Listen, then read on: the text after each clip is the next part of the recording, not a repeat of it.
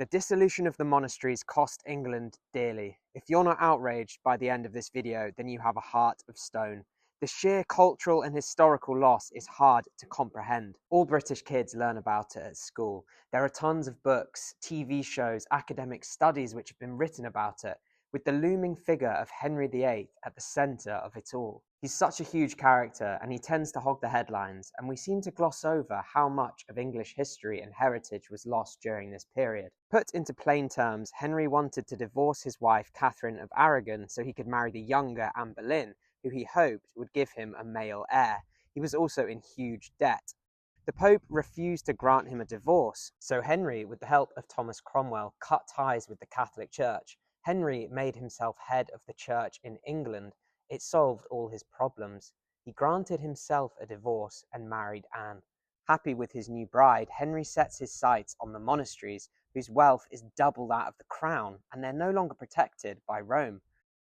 The monks and abbots weren't all angels. There was undoubtedly some abuse of power, but Cromwell set about destroying their reputation and falsifying stories in order to justify what he'd been planning all along, disbanding the monasteries and taking their wealth for the crown.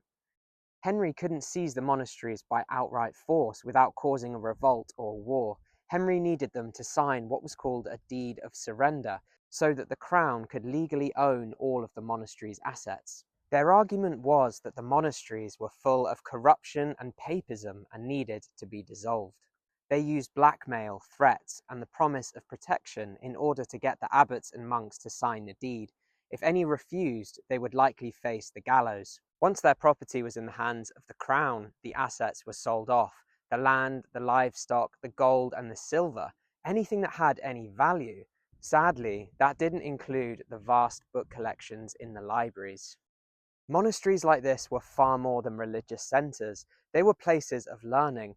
Monks would spend much of their time working the land or writing. Almost every historical source we have about England's pre-Norman history comes from Anglo-Saxon monks who were a part of this system. Rare works of old poetry, such as Beowulf, were recorded by monks. Literacy was almost exclusive to religious centres in early medieval history. The libraries and monasteries were full of rare works, all handwritten, many of them one-of-one manuscripts. To us, they seem like priceless treasures. To Cromwell and his cronies, they were basically worthless.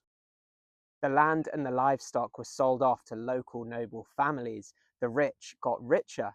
These noblemen had no interest in cumbersome medieval books. They were written in ecclesiastical Latin or even in Old English and had no immediate value to these potential buyers, not to mention that they were seen as the symbol of papists. They were impractical and they were bordering on heretic. It's estimated that 90 to 95% of medieval manuscripts were lost. So what actually happened to these manuscripts? In some cases they were left on the shelves unguarded and they were looted.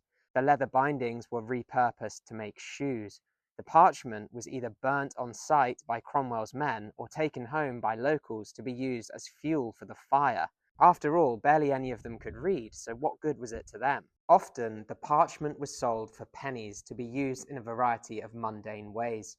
Merchants would use it as wrapping paper. It was used to line the inside of carts for transportation of valuable goods such as pottery and glass. It was also used to polish metal. We learn from John Bale, a Tudor antiquary, who writes, "A great number of them were reserved for the jakes," which means they were used as toilet paper. Ironically, some of these texts were saved from this fate by Henry's personal antiquary, John Leland.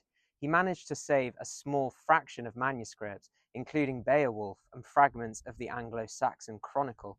These texts ended up in Henry's royal library. Other important works managed to find their way into the hands of private collectors, but this was only about 5 to 10% of the library's total collections. I'm stood in what was once the library of Waverley Abbey. It housed valuable texts about the signing of the Magna Carta, which have now been lost. St. Augustine's Abbey in Canterbury was already 1,000 years old by the time Henry dismantled it. It housed histories about the early Anglo-Saxons, a time which we know very little about. And just like here at Waverley Abbey, it was dismantled. The timber, stonework, and the lead sold off individually. Glastonbury Abbey housed materials on King Arthur and early Anglo-Saxon works as well. Think how much more we would know about our history, the English language, and perhaps pre-Christian Saxon beliefs if we could recover these works. A minority of abbeys were sold off wholesale and kept as private residences. Laycock Abbey gives us a tantalizing insight into how beautiful these buildings would have been, but now we can only wonder.